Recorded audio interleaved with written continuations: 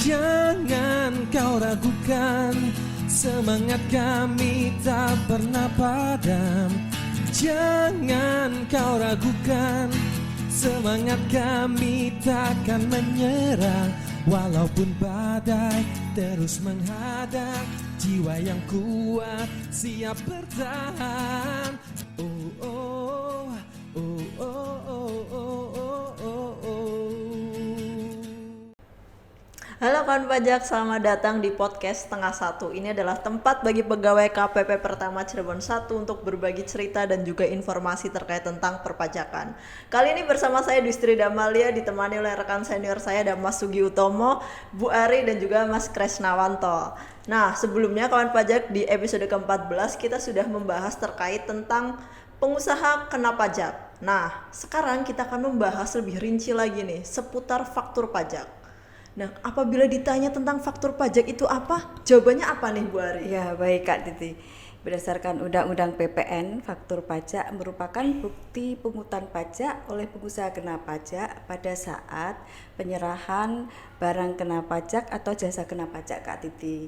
Nah, supaya si wajib pajak ini bisa menerbitkan faktur pajak, terlebih dahulu wajib pajak harus mengajukan diri sebagai PKP. Kemudian pada saat sudah mengajukan PKP, yang bersangkutan tadi si wajib pajak mengajukan permohonan aktivasi akun pajak, dilanjutkan dengan permohonan sertifikat elektroniknya. Begitu Kak Titi. Baik Bu Ari, jadi faktur pajak dibuat saat penyerahan barang kena pajak dan juga jasa kena pajak ya. Kemudian setelah itu berarti kita harus membahas nih, apa sih itu barang kena pajak dan juga jasa kena pajak, Mas Sugi? Oh iya, barang kena pajak, jasa kena pajak gitu ya Wi, apa saja. Pada prinsipnya semua barang dan jasa itu termasuk objek PPN, kecuali memang diatur lain oleh undang-undang. Nah, kalau kita ngacu ke undang-undang PPN di pasal 4A ayat 2 itu yang mengecualikan terkait dengan barang yang bukan objek PPN, dan ayat 3-nya jasa yang bukan objek PPN, maka akan dikenal istilah negative list gitu ya. Kalau memang tidak ada di negative list itu, berarti itu merupakan barang kena pajak ataupun jasa kena pajak. Nah, apa aja sih negative listnya yang diatur di Undang-Undang PPN itu? Untuk barang kalau sekarang hanya dua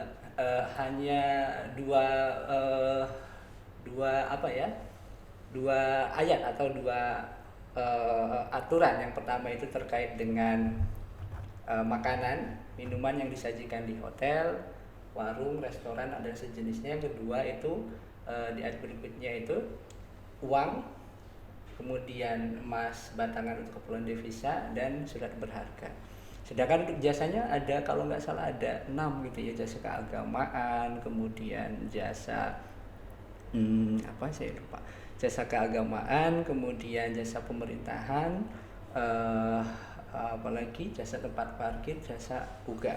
Mungkin nanti bisa dicek lagi di ketentuan terkait itu di pasal 4A ayat 3. Menariknya yang sebelumnya sebelum adanya undang-undang HPP itu masih banyak ya yang termasuk negative list.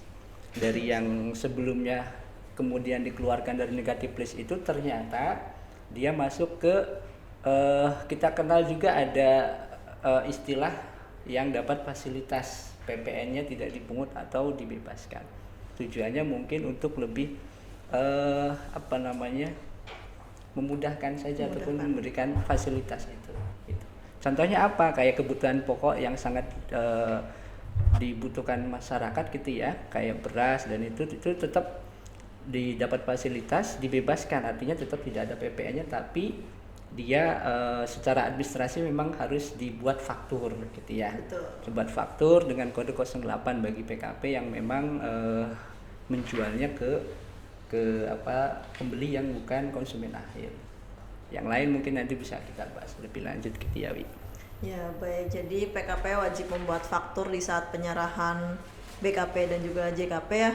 Kemudian pertanyaan selanjutnya itu adalah kapan sih kita wajib membuat faktur pajak? Apakah pada saat kontrak itu dibuat, saat pembayaran, atau saat penyerahan barangnya? Gimana nih Mas Kresna?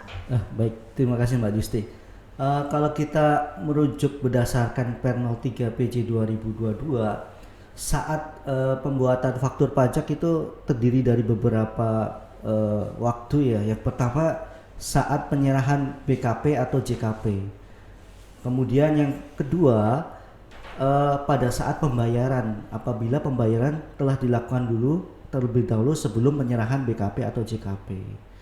Kemudian ketiga pada saat ekspor BKP atau JKP.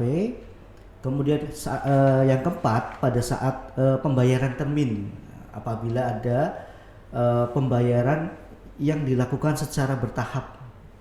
Kemudian yang kelima pada saat lain ditentukan sesuai dengan undang-undang. Seperti itu Mbak Disti. Baik, itu kan kondisi idealnya ya Mas ya. Kemudian ada juga kondisi di mana pedagang atau PKP ini tidak bisa membuat faktur pajak setiap kali penyerahan barang atau dilakukan secara eceran nih. Jadi diatur juga di Per 03 ini bahwa untuk penyerahan BKP atau JKP kepada pembeli yang termasuk dengan karakteristik konsumen akhir, ini PKP bisa membuat faktur pajak digunggung ya, atau faktur pajak yang dibuat tanpa identitas pembeli atau tanda tangan faktur elektroniknya. Begitu ya Bu Ari? Iya, betul ya Kak. Jadi harus diperhatikan ini untuk yang dimaksud dengan konsumen akhir ya. Konsumen akhir adalah yang pertama itu pembeli barang dan atau penerima jasa yang mengkonsumsi secara langsung ya Kak tadi ya atas pembelian barang atau penggunaan jasa tersebut. Jadi dia menggunakan langsung. Nah, kemudian yang kedua adalah yang ini tidak menggunakan atau memanfaatkan atas penerimaan barang, pembelian barang tersebut atau penggunaan jasa tersebut yang digunakan untuk kegiatan usaha Kak Titi. Baik, benar sekali Bu. Nah, kemudian kita akan membahas terkait tentang isi atau keterangan dari faktur pajak itu memuat informasi apa saja nih Mas Sugi? Ya, terkait dengan isian atau informasi dalam faktur pajak itu kan memang perlu kita perhatikan karena memang diatur di Undang-Undang PPN. Kalau itu tidak dilakukan ada sanksinya gitu ya Wi ya. Sanksinya dikenakan denda 1% dari DPP. Bagi kawan pajak terkait dengan informasi yang atau keterangan yang harus ada di faktur pajak itu mungkin bisa dilihat ketentuannya di pasal 13 ayat 5 kalau nggak salah Undang-Undang PPN, kemudian juga di Per 03 juga kemudian diperjelas lagi. Yang pertama harus ada tentu terkait dengan identitas penjual yang meliputi nama, NPWP dan alamat penjual. Kalau itu udah pasti ya, karena memang semua PKP kan terregister atau terdata di sistem. Penginputannya juga melalui aplikasi e-faktur kalau saat ini. Kemudian yang kedua, ini yang kadang ada yang belum seluruhnya dibuat, yaitu identitas pembeli. Tadi Bu Ari juga nyampein kalau dia adalah karakteristiknya konsumen akhir, maka identitas pembeli ini boleh tidak diisikan, tapi konteksnya itu adalah faktur pajak digunggung. Yang kita sampaikan adalah faktur pajak yang seharusnya dibuat, maka harus dicantumkan identitas pembeli itu meliputi nama, NPWP. NPWP ini bagi wajib pajak orang pribadi nanti menggunakan NIK ya, kawan pajak, dan alamat gitu ya. Nah, yang berikutnya adalah isian terkait dengan jenis barang dan jasa yang dijual, kemudian jumlahnya gitu ya, berapa harga satuannya sehingga diketahui harga jual, nilai pengganti ataupun nilai impor atau ekspor atau nilai lain. Dan berikutnya adalah harus ada informasi terkait berapa PPN yang dipungut. Terakhir, dua terakhir adalah ada nomor kode dan nomor seri faktur dan tanda tangan si penjual gitu ya, tanda tangan penjual. Kalau sekarang berarti berupa barcode gitu ya Wi ya. Baik, tuh. Dan faktur pajak yang dimaksud di sini adalah faktur pajak secara elektronik ya, yang sudah diatur oleh DJP menggunakan aplikasi yang sudah disediakan. Rangkaian aplikasi faktur itu ada aplikasi desktop, kemudian ada aplikasi e-faktur web, kemudian ada aplikasi e-faktur yang host to host. Nah, untuk dapat membuat faktur pajak ini PKP harus punya 3 poin ini nih. Yang pertama harus punya sertifikat elektronik, kemudian yang kedua mempunyai akun PKP yang sudah diaktifasi, kemudian memiliki nomor seri faktur pajak yang diberikan oleh DJP. Dan untuk syarat-syarat yang mendapatkan 3 poin ini sudah dibahas di episode yang ke-14. Nanti silahkan kawan pajak dilihat saja. Kemudian setelah ini kita akan bahas case yang lain nih. Case dimana kalau sudah ada penjualan nih, penjualannya sudah terjadi, kemudian ternyata faktur pajak yang sudah diterbitkan terdapat informasi yang salah ataupun bisa jadi juga dibatalkan nih transaksi tersebut. Itu gimana nih Mas Kresna perlakuannya? Baik Mbak Disti. Jadi begini, di sistem e-faktur kita itu ada mengenal dua pembuatan apabila terjadi kesalahan ya. Yang pertama melakukan faktur pajak pengganti atau pembetulan. Yang kedua adalah membuat pembatalan faktur pajak. Nah, dari dua jenis ini apa gitu sebabnya? Yang pertama, kalau kita menggunakan faktur pajak pengganti, apabila terjadi kesalahan, yang pertama biasanya alamat. Yang kedua jumlah barang, unit, kemudian nilai rupiah, nama barang, itu bisa digunakan faktur pajak pengganti. Terus apabila yang kesalahannya, kemudian nanti kita akan melangkah yang faktur pajak yang dibatalkan. Apa saja penyebab faktur pajak yang dibatalkan? Yang pertama, memang transaksinya memang harus dibatalkan atau tidak terjadi transaksi. Yang kedua, transaksi atas penyerahan barang yang tidak seharusnya dikenakan PPN. Jadi itu perlu dibatalkan. Yang ketiga nih, biasanya sering ini nih Mbak Disti, antara pengganti atau pembatalan ya. Biasanya wajib pajak tuh bingung nih. Betul. Kesalahan nama dan NPWP. Nah, kalau kesalahan nama dan NPWP itu tidak bisa dilakukan faktur pajak pengganti, harus dilakukan pembatalan. Dan setelah melakukan pembuatan faktur pajak pengganti dan pembatalan faktur atau pembatalan faktur pajak, wajib pajak harus membuat SPT masa pembetulan atau laporan ulang atas laporan yang sebelumnya dibuat faktur pajak yang diganti atau yang dibatalkan, seperti itu. Jadi jangan lupa untuk membuat pelaporan SPT masa pembetulan. Betul. Begitu, Jadi setelah kalau ada penggantian atau pembatalan faktur juga harus melakukan pembetulan SPT kalau sudah dilaporkan ya Mas ya, SPT-nya. Betul. Nah, kemudian bagaimana atas perlakuan dari barang yang dikembalikan atau diretur nih Mas Ugi? Kalau tadi kan terkait tentang pembatalan dan juga penggantian. Sekarang kita membahas terkait tentang retur. Bagaimana terkait aturan dan juga teknis di aplikasinya? Ya. Kalau retur itu kan berarti pembeli mengembalikan barang gitu ya. Konteksnya berbeda dengan tadi pembatalan yang disampaikan Mas Kresna gitu ya Mas Kres. Iya betul Mas Sugi. Di ketentuan PPN itu juga diatur terkait dengan retur barang. Dimana kalau terjadi seperti itu maka yang harus dibuat adalah oleh pembeli membuat namanya nota retur. Itu dokumennya dilakukan oleh pembeli dan dibuat sendiri oleh pembeli gitu ya, pada saat pengembalian barang ke penjual. Nantinya tentu ada konsekuensinya gitu ya Wi.